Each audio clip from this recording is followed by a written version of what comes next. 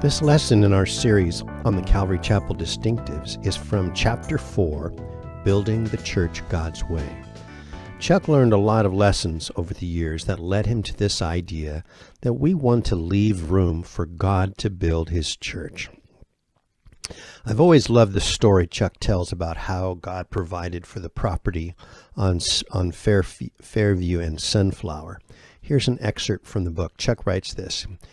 At the time, Fairview Street had just been completed through to Sunflower. I used to drive up to the corner of Fairview and Sunflower on my way from the other chapel. As I waited for the green arrow to turn left, I'd look over at this huge field and begin to panic.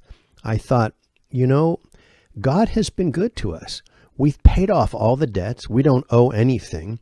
We have $60,000 in the bank. We're running a surplus, and things are going so well. What am I doing to this flock of people, putting them into debt along with the potential of having to build on this?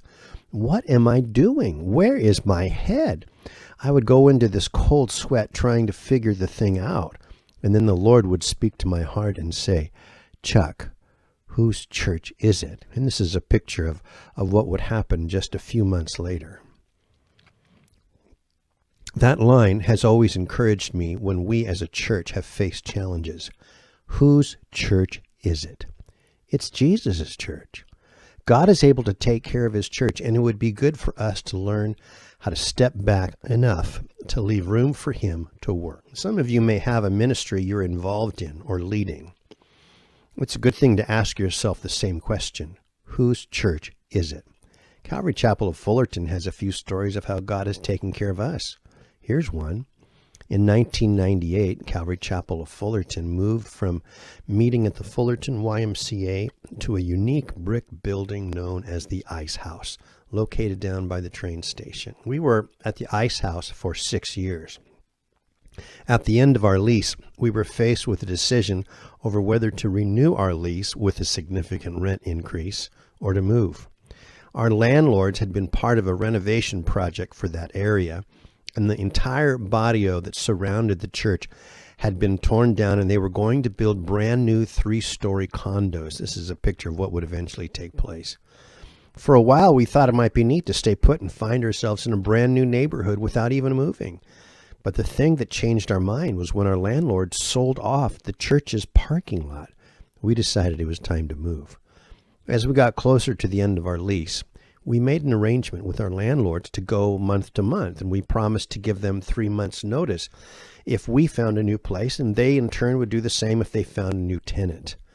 Yet, before our original lease had expired, they reneged on the deal, and we found that we only had 6 weeks to find a new place to move to. Now, back up 2 weeks before this had happened.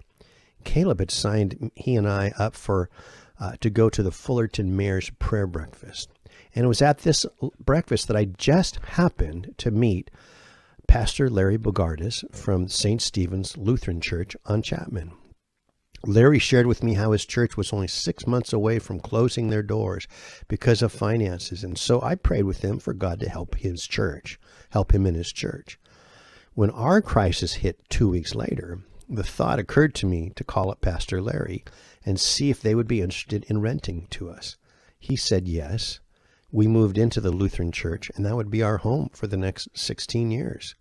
We learned that God knows how to take care of His church. Now, will God take care of us now that we're kind of back in the same situation where we're going to need to move again? Well, I suspect He will. We found out that where God guides, God provides. And by the way, that's one of Chuck's famous quotes. That's a Chuckism. Building the church is Jesus' job, not ours. He said in Matthew 16:18, I will build my church. In Acts 2:47, it says, and the Lord added to the church daily those who were being saved. Now, in the Calvary Chapel Distinctives, Chuck also made another statement, another Chuckism. He said, strive to gain, strive to maintain. And the idea is this: if you're going to build your church or your ministry through man-conceived plans and hype, you're going to have to also work hard to maintain that in that ministry. Be careful about pursuing the hype to build a ministry. It might be some sort of a gimmick. Chuck used to talk about churches that would hold attendance contests. Maybe they would promise a new bike to the child who brought the most friends with him to Sunday school. Maybe it was a competition with another church, a competition where the churches are more concerned about numbers than about souls. Some churches have built themselves upon the type of hype that gets blamed on the Holy Spirit. Years ago, there was this movement called holy laughter, where some churches claimed that this crazy, drunken-like laughter was proof of the Holy Spirit, and since they have it, you ought to be there. Later, it was this sort of magical dust, gold dust, that people claim would fall upon people who were baptized by the Holy Spirit. I hate to say this, but I'm afraid that some churches can abuse the teachings about the signs of the times as a way to draw a crowd. Don't misunderstand me here. We believe that Jesus is indeed coming back very soon. That's one of our distinctives. Yet the temptation is for the pastor to come up with some new finding, some new news thing that's the latest thing, something that makes the church think that they have true insider knowledge when it comes to the end times. And you will see pastors make all sorts of claims, stir up all sorts of fears, and there aren't too many people who will hold them accountable to their claims. Chuck says, you run out of the legitimate, you begin to revert to the illegitimate. Now let me just say a word about balance. I've found over the years that there are going to be two extremes when it comes to how you build your church or your ministry. There will be those who will do absolutely nothing in the name of letting God build the church. And there will be those who pull all sorts of tricks out of a hat in order to build the church.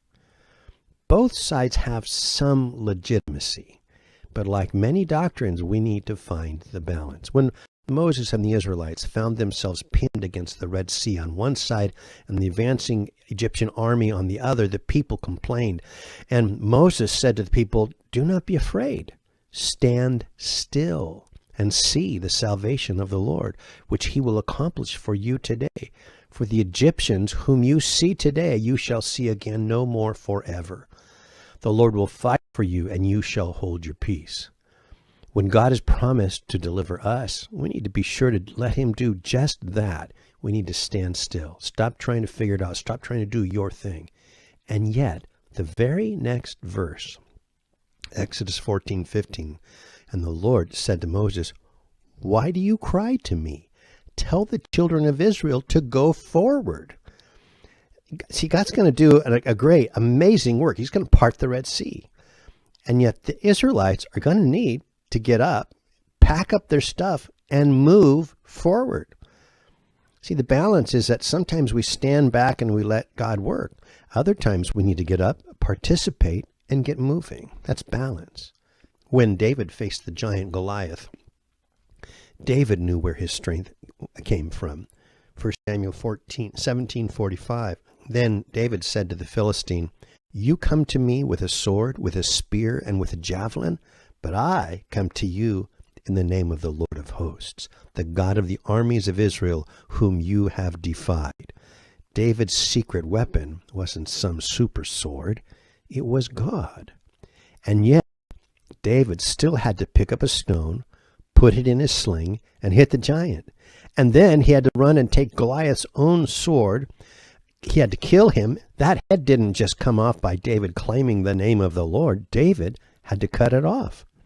May we find balance in our own personal ministries.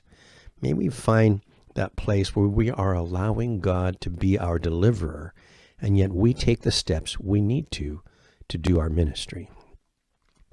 Hope that helps.